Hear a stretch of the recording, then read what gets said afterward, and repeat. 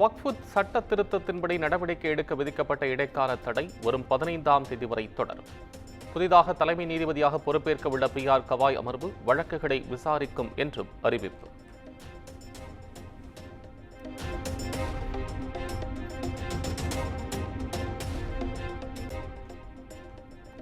நீலகிரி, திண்டுக்கல், கள்ளக்குறிச்சி உள்ளிட்ட 11 மாவட்டங்களில் இன்று கனமழைக்கு வாய்ப்பு. கோவை, தேனி உள்ளிட்ட 4 மாவட்டங்களில் நாளை கனமழை பெய்யும். வானிலை ஆய்வு மையம் கணிப்பு.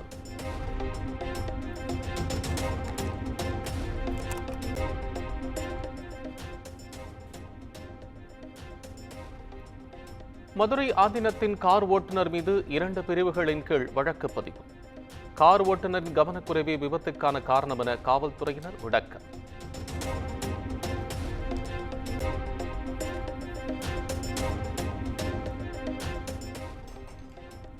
கள்ளக்குறிச்சியில் ஏற்பட்ட விபத்து தொடர்பாக காவல்துறையின் அறிக்கை முன்னுக்கு பின் முரணாக உள்ளது. எதிர்தரப்பு வாகனத்தை பற்றி ஒரு இடத்தில் கூட பதிவு செய்யாதது வருத்தமளிப்பதாகவும் மதுரை ஆதீனம் ஆதங்கம்.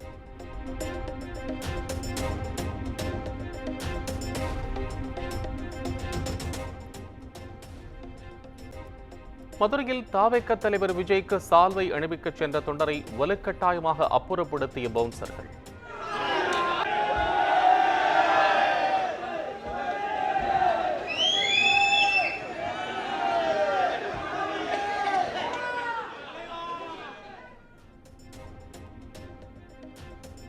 விஜய் கண்டுகொள்ளாமல் சென்றதால் கட்சியினர் அதிருப்தி.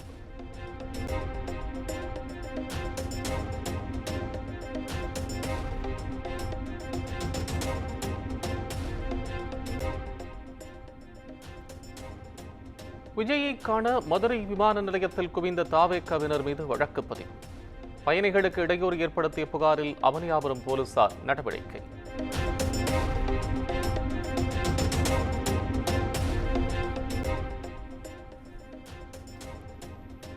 பயிற்சி மையங்கள் சம்பாதிக்கவே நீட் தேர்வு நடத்தப்படுவதாக சீமான் குற்றச்சாட்டு. தமிழ்நாட்டில் மட்டும் நீட் தேர்வில் இவ்வளவு கெடுபிடிகள் ஏன் என்றும் சரமாரி கேள்வி.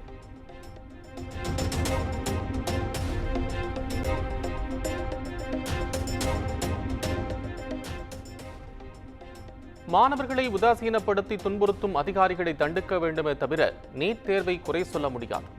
நீட் தேர்வு கெடுபிடி குறித்து தமிழிசை சவுந்தரராஜன் கருத்து.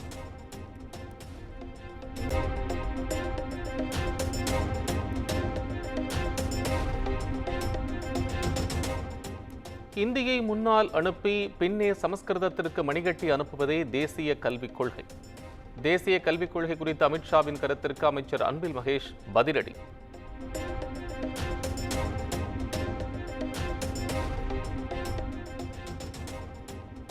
பொறியியல் படிப்புகளுக்கு மே 7 முதல் விண்ணப்பங்கள் வழங்கப்படும். சென்னை அண்ணா பல்கலைக்கழகம் அறிவிப்பு.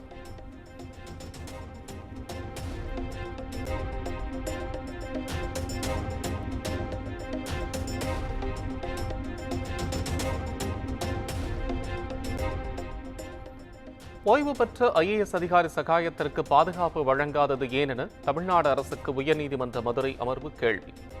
பாதுகாப்பு வழங்கவில்லை என்றால் மத்திய பாதுகாப்பு படையினர் வழங்க உத்தரவிட நேரிடும் என்றும் எச்சரிக்கை.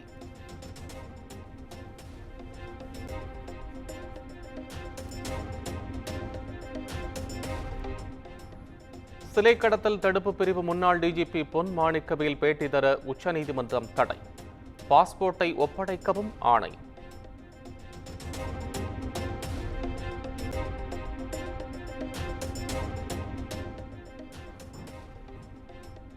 நீட் தேர்வில் இடம்பெற்றிருந்த மதுபானம் தொடர்பான கேள்வி. பீர் என சரியான பதிலளித்திருந்தால் 4 மதிப்பெண்கள்.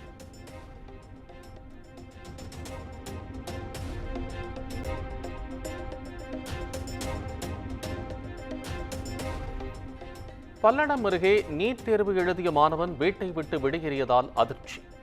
தேர்வு ஒழுங்காக எழுதவில்லை என கடிதம் எழுதி வைத்துவிட்டு சென்ற நிலையில் போலீசார் விசாரணை.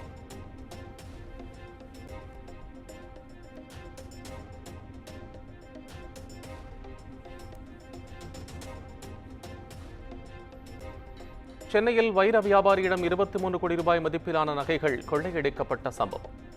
நகை வாங்குவது போல் நடித்து நூதன முறையில் திருடிச் சென்றது விசாரணையில் அம்பலம்.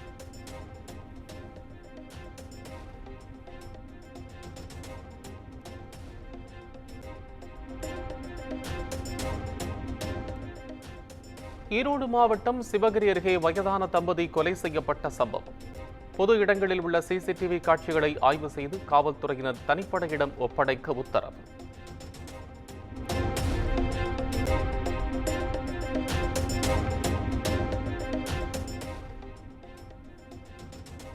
பாவேந்தர் பாரதிதாசன் பிறந்த நாளை கொண்டாடும் வகையில் நடைபெற்ற தமிழ் வார விழா நிறைவு. போட்டியில் வென்றவர்களுக்கு பரிசுகளை வழங்கினார் முதலமைச்சர் மு.க.ஸ்டாலின்.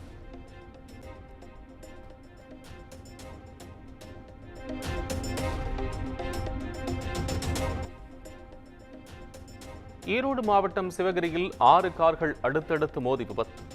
விபத்தில் முன்னாள் அமைச்சர் KV ராமலிங்கம் காயமின்றி தப்பினார்.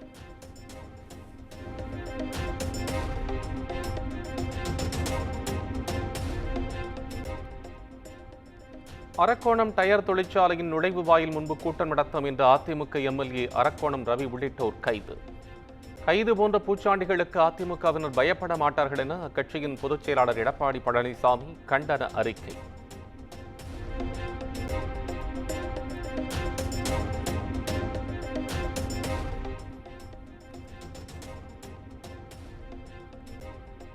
இலங்கை கடற்கொள்ளையர்களை கண்டித்து செருதூர் மீனவர்கள் 3வது நாளாக போராட்டம். 400க்கும் மேற்பட்ட ஃபைபர் படகுகள் கரையில் நிறுத்தம்.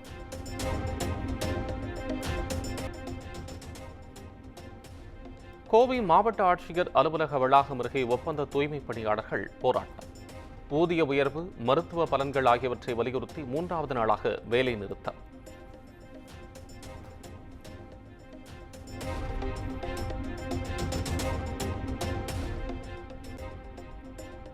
சென்னை சைதாப்பேட்டை அருகே ஓடும் ரயிலில் இருந்து தவறி விழுந்த இளைஞர். படுகாயமடைந்த இளைஞருக்கு அரசு மருத்துவமனையில் தீவிர சிகிச்சை.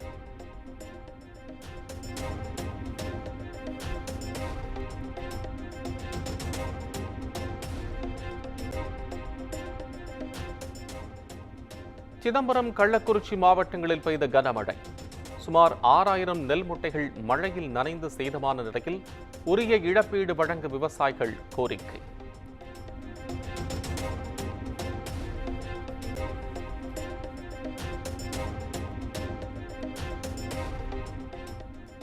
மயிலாடுதுறை மாவட்டம் கீழையூரில் வீசிய சூறைக்காற்றால் வாழை மரங்கள் சேதம்.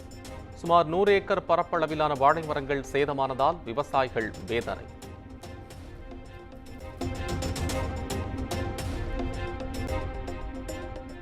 சாத்தூர் அருகே துணி துவைக்கும் போது கிணற்றில் தவறி விழுந்த பெண்.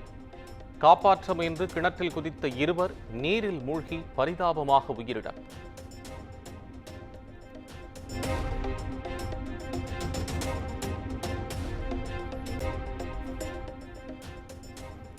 கள்ளக்குறிச்சி மாவட்டம் குன்னத்தூர் அருகே வீடு புகுந்து திருட முயன்ற நபர். திருட வந்த நபரை கட்டி வைத்து போலீசில் ஒப்படைத்த கிராம மக்கள்.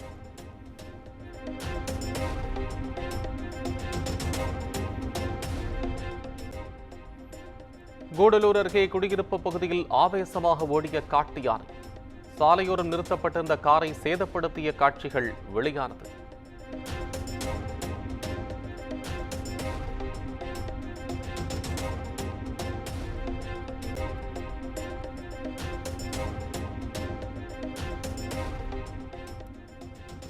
பாஜகவின் புதிய தேசிய தலைவர் தேர்தல் மற்றும் உட்கட்சி தேர்தலுக்கான பணிகள் தீவிரம். மூத்த தலைவர்களுடன் பாஜக தேசிய தலைவர் JB நட்டா ஆலோசனை.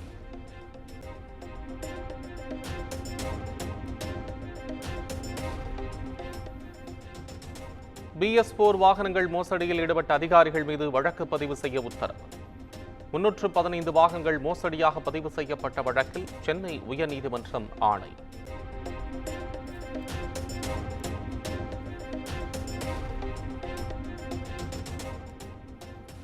பக்லிகார் அணையில் இருந்து பாகிஸ்தானுக்கு நீர் திறப்பை நிறுத்தியது இந்தியா. பஹல்காம் தாக்குதல் எதிரொலியாக மத்திய அரசு அதிரடி நடவடிக்கை.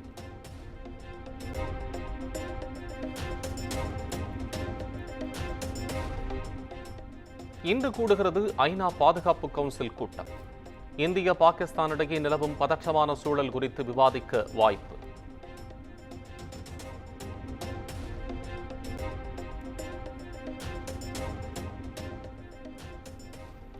மியான்மர், ஆப்கானிஸ்தான், தஜிகிஸ்தான் உள்ளிட்ட நாடுகளில் லேசான நிலநடுக்கம் ரிக்டர் அளவில் 4 புள்ளிகளாக பதிவானதாக தகவல்.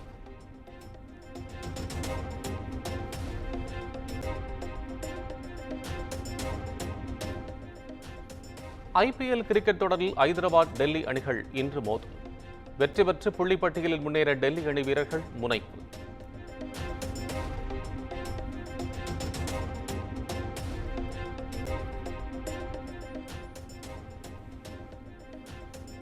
நடிகர் கவுண்டமணியின் மனைவி சாந்தி காலமானார். உடல்நலக்குறைவால் பாதிக்கப்பட்ட நிலையில் உயிர் பிரிந்ததாக தகவல்.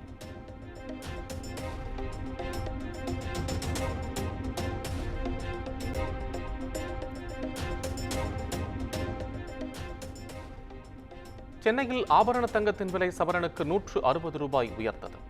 கிராம் 8775 ரூபாய்க்கும் சவரன் 70,200 ரூபாய்க்கும் விற்பனை.